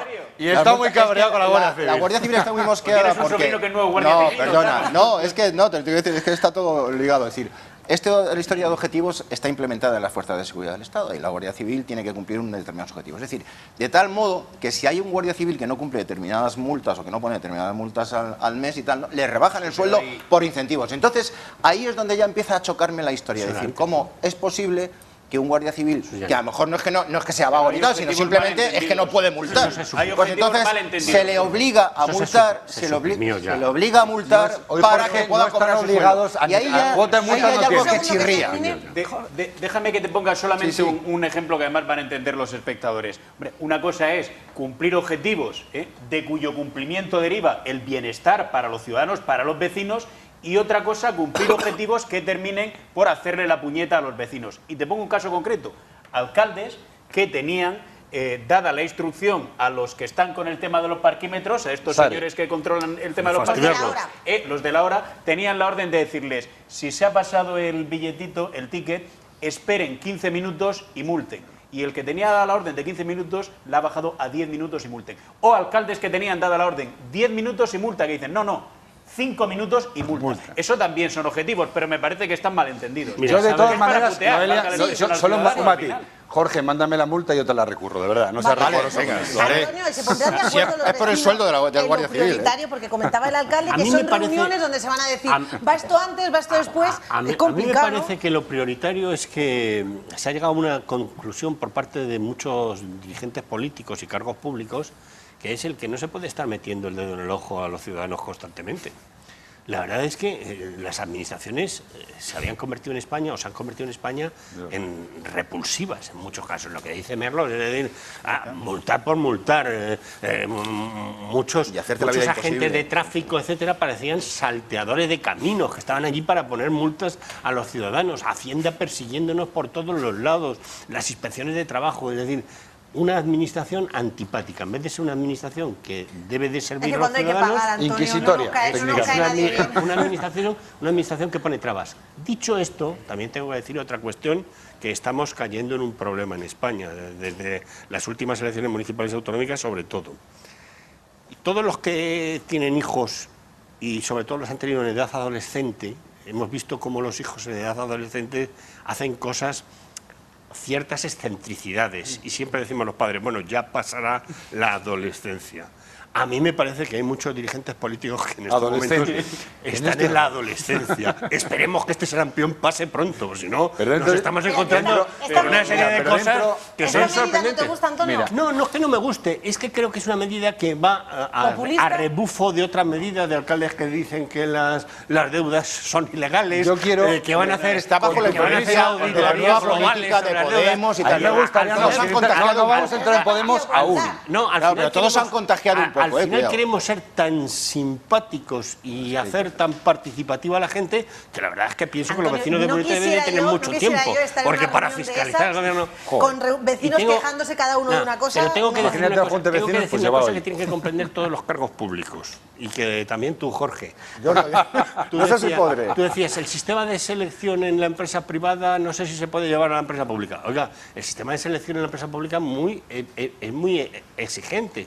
Cada 4 años, si no lo haces bien, te echan, ¿eh? Pero me vais a permitir una cosa, Noelia, muy breve. Es que no estamos hablando, Antonio, no estamos hablando de sistemas de selección, por desgracia. Estamos hablando de sistemas de retribución, que es otra cosa muy distinta. Entonces, yo creo que también, y bueno, Jorge, aunque discuta mucho con él, le aprecio y podemos tener hasta puntos de encuentro, eso no en la Guardia Civil, pero si fuera. Pero lo que sí es evidente es que hay una cuestión que es el ámbito en que se aplica esta normativa. Mire, yo tengo claro que yo me cuestiono también a nivel nacional, no todo es escalable. Y ojo, insisto, sistemas retributivos, que es de lo que se está hablando, que es una evaluación del desempeño, siendo más técnico. Entonces, llegado a ese nivel, la gestión municipal al revés, ¿qué es? Es la gestión de la cercanía, del servicio al ciudadano, realmente donde la política tiene un peso y debería tener relativamente poco peso, porque debía ser un buen gestor el alcalde con ese equipo de concejales. A mí, ¿por qué veo este sistema retributivo ahí? Porque al final lo que se está es premiando la eficiencia porque repercute en la cercanía. Cuando esto lo escalamos a nivel nacional, yo soy el primero que tiene grandes dudas, pero en este entorno, con mi mentalidad liberal y con la valentía, y sobre todo lo bien explicado que ha dicho, que esto no es un criterio que me ha dado a mí por ser ahora esnovista y salir en campaña electoral, que no. Este señor, en su momento, y no lo quería decir, ha estado muy cuestionado, porque ha habido una caza de brujas con este señor que quedó meridianamente clara que era absolutamente falsa. Y me parece valiente que salga con un planteamiento y que diga, señores míos, los vecinos son los responsables y son mis clientes internos. En 4 meses vamos a comprobar, pero también digo yo, Antonio, que una reunión de esa con todos los vecinos, teniendo que decidir qué va antes y qué va después, no sé yo si los concejales van a disfrutar mucho, pero en 4 meses lo vamos a ver porque es complicado luego ponernos todos de acuerdo, cada uno tira para lo suyo, pero es complicado. Pero bueno, como decimos, 4 meses, vamos a dejar esos 4 meses para comprobarlo y vamos a hablar ahora de modas, de tendencias, que parece que lo que no está de moda es la bandera de nuestro país. No nos vamos a Cataluña, pero eso parece que es lo que piensa el partido político Compromís, que dará libertad a sus más de 80 alcaldías en la Comunidad Valenciana para quitar la bandera española si así quisieran. También podrán dejar de interpretar el himno nacional, por ejemplo, durante actos religiosos, o incluso cambiar las partes de las letras más conflictivas del himno regional. El Partido Popular y Ciudadanos ya han mostrado su rechazo a esta medida, pero como decimos, Compromís ha dado libertad, aunque se ha visto esta norma, Merlos, la Comunidad Valenciana, de diferentes formas, porque en Castellón dicen que no van a tocar nada,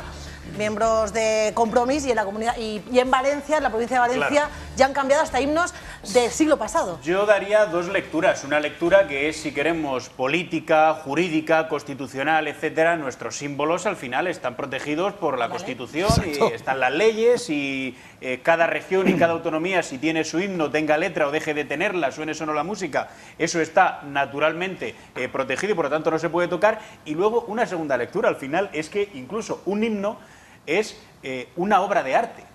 Entonces, ¿quién tiene derecho a intervenir, a manosear una pieza artística? Porque lo es una pieza artística en sí. Esto es como si llega aquí un nuevo director del Museo del Prado y resulta que ve las meninas y dice, hombre, pero es que esta parte del cuadro aquí se la dejaron un poco oscura, vamos a blanquearla un poco. Se han quejado hasta las bandas municipales, yo no sé, mejor, en las fiestas de los pueblos, es una pieza artística. En las fiestas de los pueblos las bandas municipales se han quejado de que no les permitían, entre comillas, tocar el himno nacional, y nosotros que somos de pueblo, Merlos, eso, en las fiestas, que te falte el himno en las fiestas es raro. Pero está muy bien traído con 2 matices, que eso es una separación muy hábil.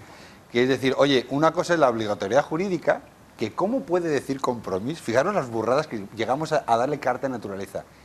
Un partido político está diciendo a sus votantes o a sus ediles y concejales que incumplan la ley.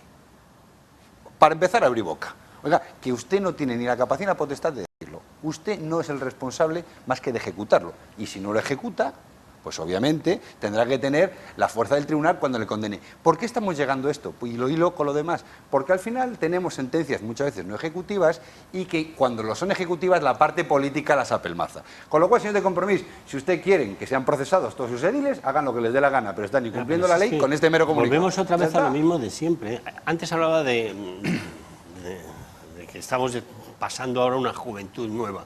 Se ha olvidado la etapa de la transición en España. Es que Valencia está repitiendo lo que ya le ocurrió. Cuando el Partido Socialista gobernaba en Valencia, ya hace muchos años, resulta que vinieron con todas estas cuestiones, la izquierda valenciana, y tuvo que surgir una derecha regional que defendía al valenciano del pancatalanismo. Compromís, evidentemente, son los seguidores de esa izquierda del Partido Socialista. El Partido Socialista se equivocó y después vinieron tantísimos gobiernos del Partido Popular en conexión con esa derecha regional valenciana que ha gobernado durante tantos años. Pero como evidentemente el Partido Popular ha cometido tantísimos desmanes de corrupción en Valencia, pues ahora se ha vuelto a una situación de dramatismo democrático que tardará mucho tiempo en volverse a curar. Pero es que es completamente ridículo. Si falta de respeto democrático, porque ahora tú te planteas el ilegalizar, el legitimizar las deudas, el no respetar los signos políticos, es una falta de respeto a la institución. El himno de Valencia dice: para ofrendar nuevas glorias a España, nuestra región supo luchar. Y quieren quitar la palabra España. Pero además es que es el himno de Valencia. ¿Quién quiere quitarlo? Una minoría. Raúl, porque todo este titular, por situarnos todos, porque yo hasta me ha costado. Es un pueblo pequeño de Valencia, el himno regional que es de 1909, hay un fragmento, una frase que es: por ofrendar nuevas glorias a España. Esa es la frase original. La modificación se cambia por la expresión: todos bajo los pliegos de Nuestra Señera. Claro. Jorge Cabezas, esto es un detalle, en un pueblo pequeño es llamativo, pero la frase no hay que cambiar nuevas glorias a España tampoco parece muy ofensivo. Vamos a ver, yo soy partidario del respeto a las instituciones, a los símbolos y tal, pero no soy partidario de entrar en la guerra de las banderas ni en la guerra de todas estas tonterías. Porque lo único que hacemos es agrandar el problema. Es decir, acabamos de ver como en Castellón la gente ha optado por no tal, en Valencia ha optado. Es que yo no le daría tanta importancia a todo esto. Vamos a ver, esto es un país con muchas sensibilidades. Resulta que el Partido Popular en el país valenciano, o en la Comunidad Valenciana, es decir, que se envuelve de la bandera de España, sin embargo, lo ha dejado arruinado económica y socialmente y políticamente y éticamente. Es decir, ha habido una política absolutamente catastrófica, es decir, envuelta, eso sí, en la bandera de España. Entonces, bueno, señores, ustedes pueden, claro, alguien le puede decir, ustedes son muy patriotas, pero mire cómo han dejado la comunidad. ¿Qué tiene que ver eso con Compromís? Lo que te quiero decir es que este es un país, o la Comunidad Valenciana en concreto, con muchas sensibilidades. Entonces, desde mi punto de vista, no conviene ahondar en muchas heridas. Si alguien en un momento determinado no pone una bandera en un ayuntamiento española, pero es una sensibilidad decir, que ahora, hace poco... Bueno, no. Digo, ahí, bueno, pues vale, bueno, que se ponga. Jorge, no, que se quiere decir es que, desde mi punto de vista, yo no quiero entrar en la sutileza. La guerra de las banderas no me gusta. La sutileza es no querer entrar a la cuestión de fondo. Que se ponga, no es que se ponga. Tiene que estar, porque lo quieren los españoles, los valencianos y la mayoría del pueblo. Muchas veces, no una minoría, Jorge. Sí, pero cuidado con la tibieza. Pero cuidado con la tibieza, pero también cuidado con la inflexibilidad, porque luego muchas veces lo que hacemos es hacer más nacionalistas. Si tú quieres no poner en tu pueblo la bandera, lo sometes al pleno, el pleno que le ve la Diputación, y si están de acuerdo, que tengan autorización. Pero no puedes, 3 vecinos del pueblo, coger y cambiar la bandera. Hombre, por favor. Jorge, date cuenta que hablar de la guerra de las banderas es una trampa. En todo caso, el Estado de Derecho tendrá que hacer la guerra contra los que no ponen las banderas, porque dice la ley que hay que ponerlas. Símbolos. De la misma forma que sería un error decir la guerra de los impuestos, no, será la guerra contra los que no pagan impuestos, porque el que no paga impuestos tiene que ser perseguido. Entonces, en esta cuestión, para mí lo importante es que interesa quitar todo lo que huele a España, todo lo que huele a lo que es que os equivocáis. El elemento. Ahí lo que hay es diversidad. Déjame que continúe. Todo lo que huela a los elementos de convivencia y a la argamasa que nos pega, que nos une a todos los españoles. ¿Y eso por qué? Pues porque estamos ante unos partidos políticos que son muy radicales, que están en una estrategia de manipulación, de falseamiento, de sectarismo, de revanchismo, y entonces... Y de ilegalidad. Y de ilegalidad. Hoy toca quitarle la palabra España al himno de Valencia. Mañana quitamos de este ayuntamiento el busto del rey. Al otro, José María Pemán, decimos que es un facha y hacemos no sé qué historia con José María Pemán. Da igual, es una estrategia común. En el caso de Compromís, además de esa estrategia común de la izquierda radical, que puede haberla, el caso de Compromís es que es un partido pancatalanista. Y entonces, evidentemente... Aunque le dijeron a Artur Mas que frenara con el tema de que llegara... Le a Artur Mas que frenara, valenciana. pero es un partido pancatalanista. Tengamos presente una cosa. En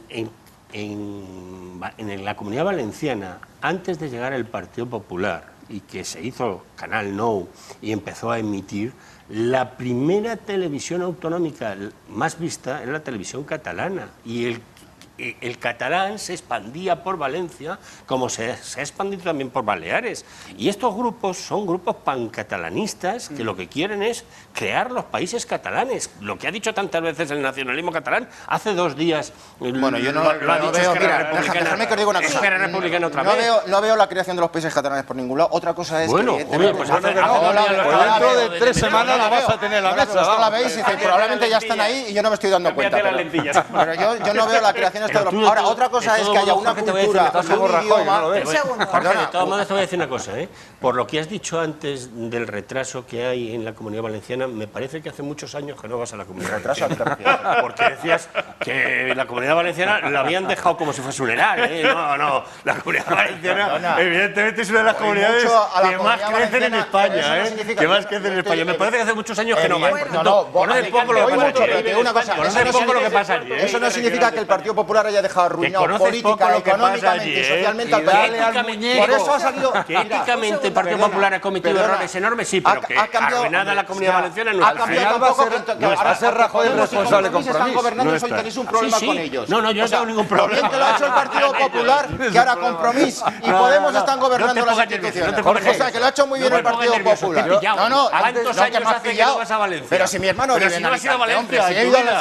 Es un problema.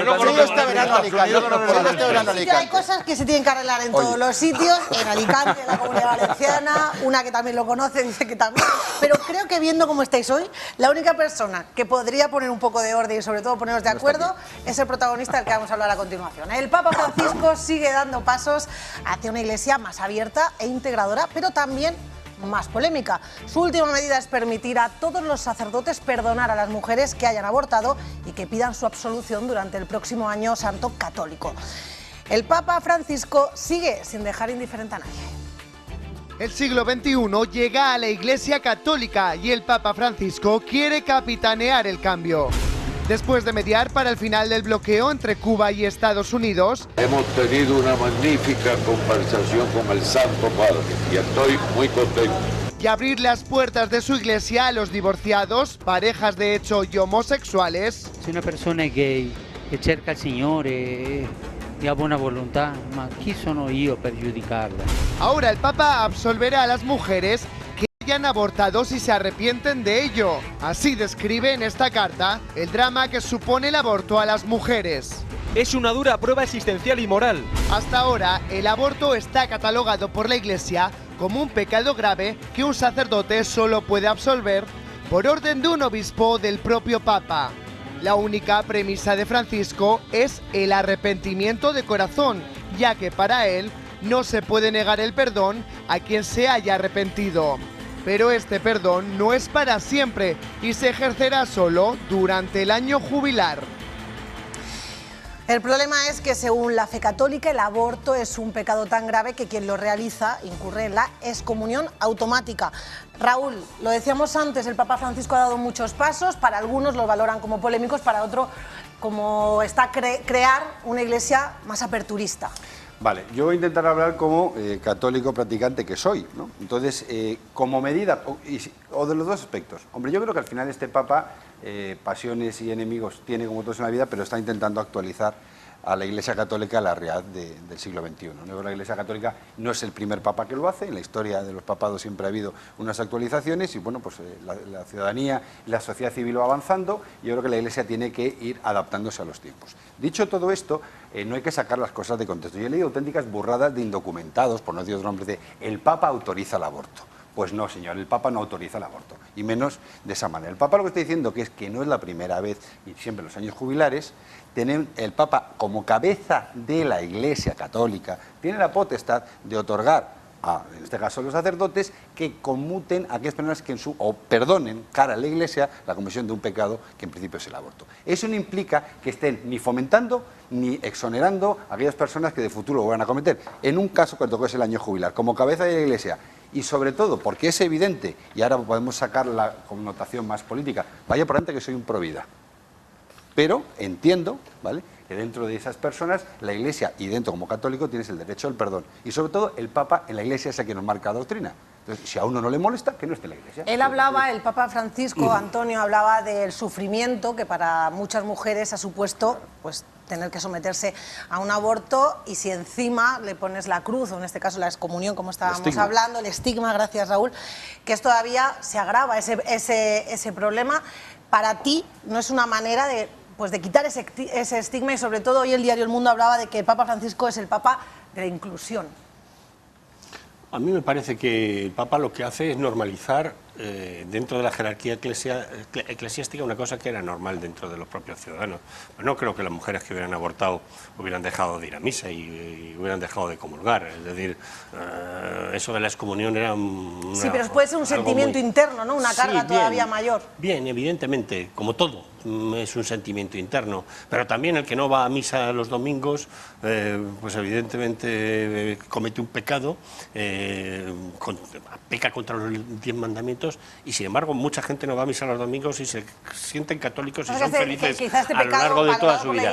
Sin duda, el aborto, no quiero minimizar lo que es el aborto, pero a mí me parece que el Papa en buena medida pone negro sobre blanco lo que ya estaba en el uso común de las cuestiones.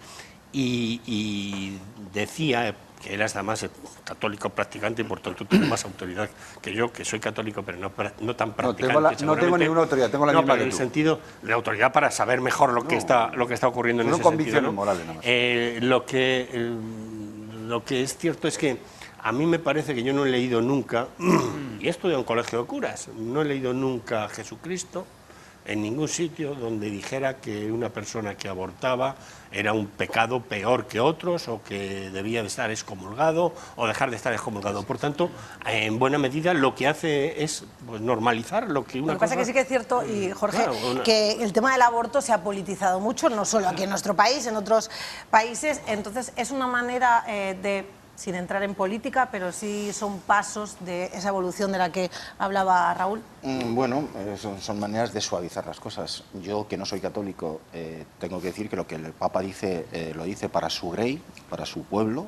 Es decir, entonces, aquellos que acepten lo que dice el Papa, pues me parece muy bien. A mí, todas estas cosas de las excomuniones y tal, España ha sido un país durante 5 siglos, es decir, sometido a un yugo terrible desde mi punto de vista por parte de la religión. Es decir, la carga inquisitorial todavía pesa incluso en la administración. Ahora hablábamos de la administración, incluso pesa todavía en la administración, y ha habido demasiadas excomuniones, demasiadas expulsiones, demasiadas hogueras. La memoria histórica para el Papa te va, pero para entonces, desde mi punto de vista, lo que el Papa diga, lo respeto profundamente a los católicos, pero no tiene que interferir en la vida pública, porque yo abogo por una vida pública, un Estado laico y por una conciencia íntima de cada persona ante ese problema. En nuestro Estado no es laico, sino aconfesional. Bueno, pero vamos a ver, yo creo que es muy importante lo que empezaba apuntando Raúl. ¿El Papa está a favor del aborto? Bueno, evidentemente no. O sea, por mucho que se repita 1000 veces esa idea, eso no es lo que ha dicho el Papa. Cada Papa es distinto y este es especialmente distinto. Cuando tú planteas, Noelia, ¿está creando algunas polémicas? Yo creo que está creando polémicas, pero en el sentido bien entendido del término, en el sentido de que, como cabeza de la Iglesia, está abriendo un amplísimo debate social en relación a cuestiones muy espinosas que al final tienen detrás un único debate. Y el debate es: qué tienen que ser mantenido como verdaderas esencias de la religión, del cristianismo, del catolicismo, y qué puede ser adaptado a nuestros tiempos para que los fieles no se vayan de la Iglesia. Lo vimos hace unos días cuando planteaba la idea de que un divorciado, una divorciada, si rehacía su vida, ¿por qué no iba a comulgar? ¿Y por qué si tiene derecho a estar, derecho entre comillas, dentro de un templo y no a tomar la comunión? ¿Por qué? Y lo planteaba. Y ahora plantea el tema del aborto. A mí me parece que esto es sano y que esto, desde un punto de vista intelectual, filosófico, ético, teológico, enriquece a la sociedad, que se pongan estos temas encima de la mesa. Bueno, un segundo, Antonio, que además este tema con el que quiero acabar te va a gustar, ¿sí? Te va a gustar, sigue copando muchos titulares. No me ibas a decir que vas a hablar de De Gea. Me temo que sí, no te escapas, Antonio. El portero del Manchester, porque sigue siendo del Manchester, y que pretendía fichar el Real Madrid, que no pudo incorporarlo, saben ustedes, a la plantilla por inscribirlo un minuto tarde. Un David De Gea al que no le habrá hecho mucha gracia, sobre todo han visto ustedes, esa es la imagen, la cara acontecida cuando se incorporaba a la concentración de la selección española. Eso sí, las redes sociales se han puesto las botas con esto de los memes y las historias relacionadas, si el fax llega, si la paloma mensajera. Están viendo esos memes con el famoso fax, porque lo peor es ahora como cada club, como el Manchester y el Real Madrid, empiezan, la culpa es tuya, la culpa no, la cuestión. Antonio, mira, es bueno, ahí está la buena. Déjame que vaya con Antonio porque ha sonreído. ¿Estás contento con lo que ha pasado? Ayer estuve como con mi buen amigo Eduardo Inda, que como todo el mundo sabe es un gran asesor de Florentino Pérez. Y venía con el as en la mano, y en el as el florentinazo, tal. Y le digo, vaya papelón que habéis hecho Florentino y los asesores y amigos. Y dice, le digo, fíjate las. Y dice, lo tapa. Y dice, no me digas, qué vergüenza, qué vergüenza. Es que claro, ha hecho. No, y sobre todo el cruce ahora de acusaciones, ¿no? Un club como el Madrid no puede estar en esto. Merlos, tú como madridista, a mí realmente me duele en el alma, primero, que De Gea me parece mejor portero que el que nos vamos a quedar, partiendo de esa base. Que Keylor Navas también vaya papelón, que si te vas, que te quedas, que ahora te queda porque no llega el fax. Creo que es una evidencia que el Manchester United ha dejado en ridículo a nuestro gran presidente, a mí me parece un gran presidente, pero lo ha dejado en ridículo. Un hombre de otro, al final, un hombre extraterrestre, ¿no? Dijo un que era. Un ser superior.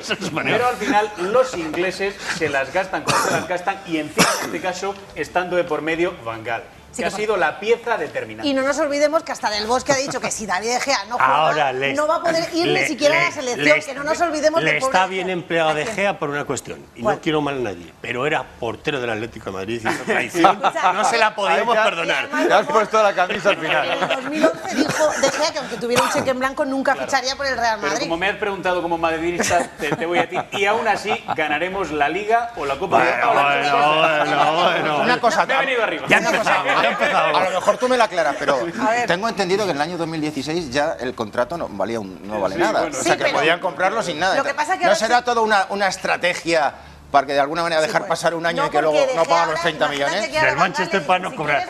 No, del Madrid. Tienes que renovar, Raúl. Ahora puede ser que le presionen desde el Manchester y que le digan a David De Gea, ¿quiere jugar? Renueva con nosotros.